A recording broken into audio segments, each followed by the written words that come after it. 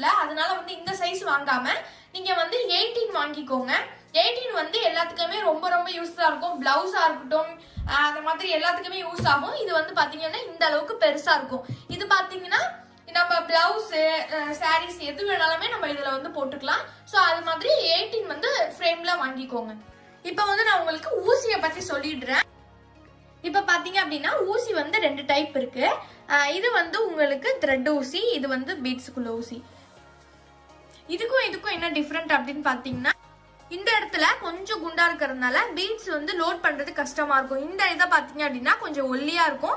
இதுல வந்து நிறைய வந்து நம்ம லோட் பண்ணிக்கலாம், இதுல கொஞ்சம் லோட் பண்ணிக்கலாம். ஸோ அதனாலதான் இதுக்கும் இதுதான் இதோட டிஃபரெண்ட்.